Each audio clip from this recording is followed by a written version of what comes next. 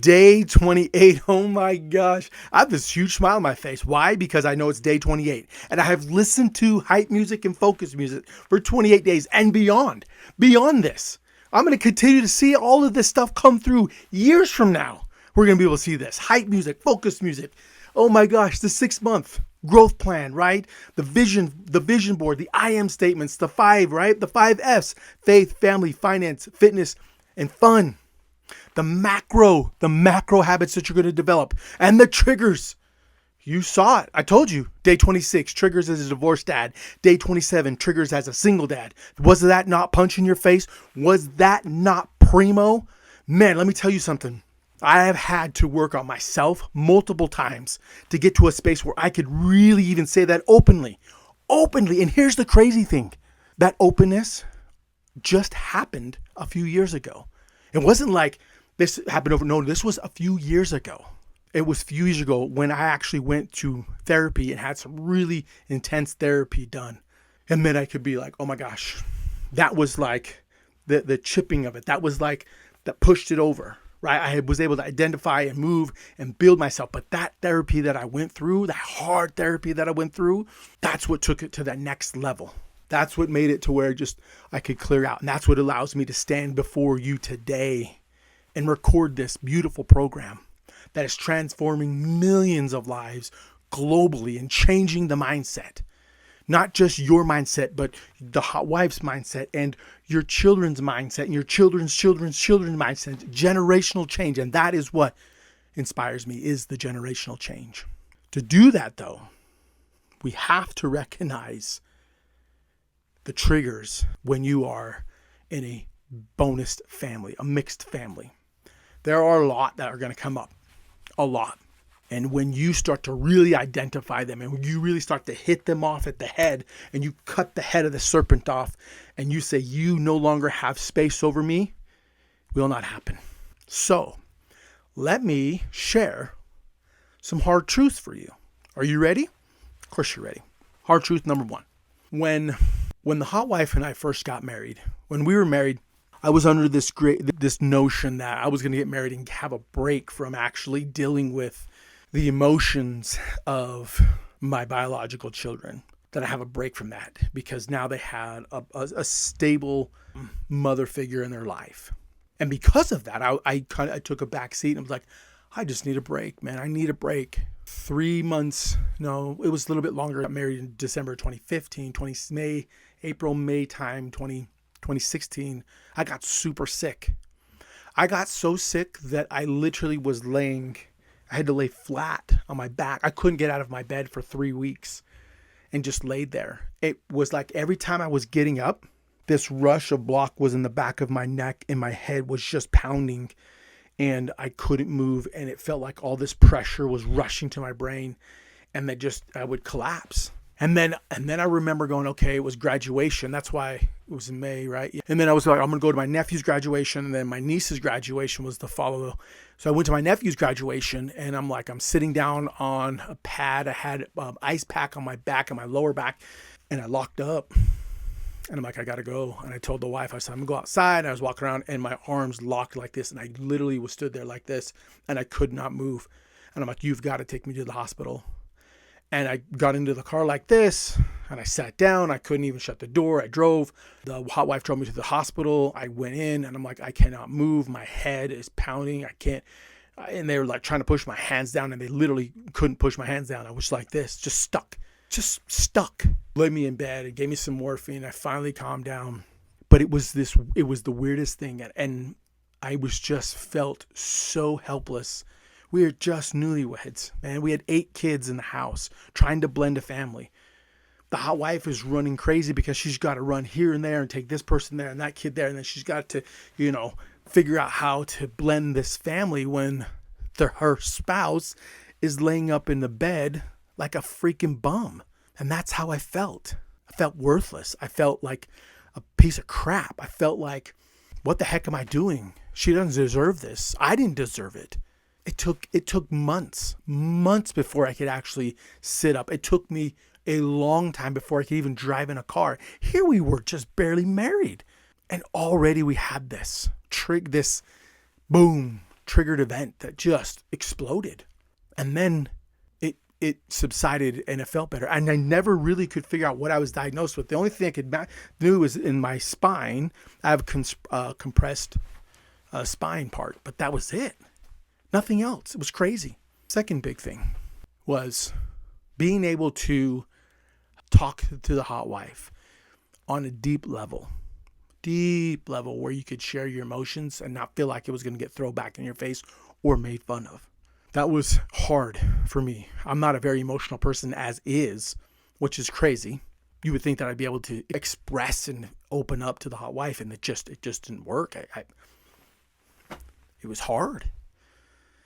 Then I would share things and thinking that, oh man, I'm going to share talks that with the hot wife and I would have with, other extended families in hopes that, hey, we can merge everything together and grow together and be so great. And that backfired. Lost distrust, lost the ability for her to want to communicate without thinking that I'm going to share our conversations with everybody else. That was difficult. That started triggers, right? Then that was like, if you tell me, am I going to say something? It took years to overcome that. That was something that I did, right? That was something that I did. And I remember thinking to myself, I sure know that I'm going to do something that's going to trigger her about past experience that she had. And I know that she's going to do some things that will trigger me on past experience that I had. Where my big fault was and where my big problem was is not openly saying when the trigger happened, hey, just so you know, I want to talk to you about this. Boom. This was a trigger. And because of that trigger, it caused me to kind of pull back and recuse myself and close up and then want to pick an argument and pick a fight. Oh, this was another trigger, right? And because of that, I clammed up and I became snippy and I became a jerk to you. I said some things that I know I shouldn't have said, but I said them out of habit. This was another trigger. Man, I should not have done that. I apologize. And I'm going to work on when this trigger happens, I will stop it because of what I've already worked on my tools in my toolbox. I'm going to get my butt to therapy because I need therapy to help me blend the family, become emotional, become vulnerable and open up. That's what I need to do. We as a couple need to go to therapy. That is the one thing that I screwed up on big time. And I know that had that happened earlier on in our marriage, had I know that if I would have been opened up like that earlier on in the marriage, who knows where we would be. I'll tell you, there'd have been a lot less emotional hurt. There would have been a lot less feeling like, what the heck are we doing? There would have been a lot less of those times where it was like, are we even built for this? Second marriage is extremely difficult. It's even more difficult when a communication level only feels like it's one-sided. And unfortunately, I was not on the side that was the communicating side. That's something that I can recognize, and that's something that I know. So you, as the father figure in the home, the spouse, you have found the soulmate. You need to identify those triggers and be open and share those triggers and share that vulnerability and say, hey, this is a trigger. Now that you have identified it, okay, perfect. Now go back to putting a name to the trigger and now telling the trigger you no longer have space. I will no longer allow you to occupy what's up here because I have moved on and progressed on. Then you're going to go and get your butt into therapy and you're going to sit down with the therapist and be like, you know what? I suck. Absolutely. Here's what I have done to help me. I need you to give me more tools. I need you to give me more arrows. I need you to give more bullets for my gun. I need you to give me more opportunities to elevate and expand and grow and become an even greater version of who I am today. So when tomorrow comes, that future self is brought back into where it is today, and I can continue to elevate and grow and be inspired and inspire. That is what you do as a bonus dad, mixing a family. That is what you do. The bigger part or the other part is this. Think about this real quick. Here's what you got to think about. You are not going to separate the love that you have for your bio and your bonus. That's all one. You're not going to purposely show favoritism over one over the other. You're not going to purposely discipline one differently than you discipline the other. You're not going to purposely shun one and embrace the other. You're not going to purposely or unintentionally make it seem like you're favoring one over the other. You're not going to do that. You're going to have a more dedicated conversation with each one of them. You're going to spend time with each one of them. I say this boldly. You are going to do that, because if you do, and when you do that, it will elevate your relationship. Unimaginable. It will elevate it. Now, it may not stop a lot of things, which is probably cool, because remember, they're still trying to process.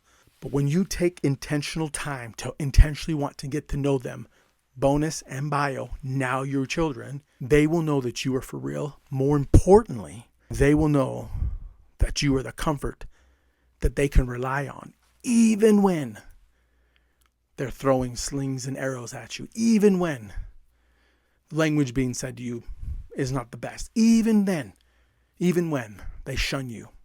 They know that you are the anchor they can anchor into. They know that you will be there for them. They know they can count on you, just like your hot wife will be able to count on you. Being a bonus dad is one of the best things in the world for me. In the world. My testimony of my Savior Jesus Christ is the most important thing for me. Next to that, hand in hand, is my love that I have for my hot wife, and then my beautiful children. Be the man that you are striving to become in the future, so tomorrow that man will be here, standing here and looking at you. Be intentional. Set the goals, set the priorities, and watch what happens. I love you, boys.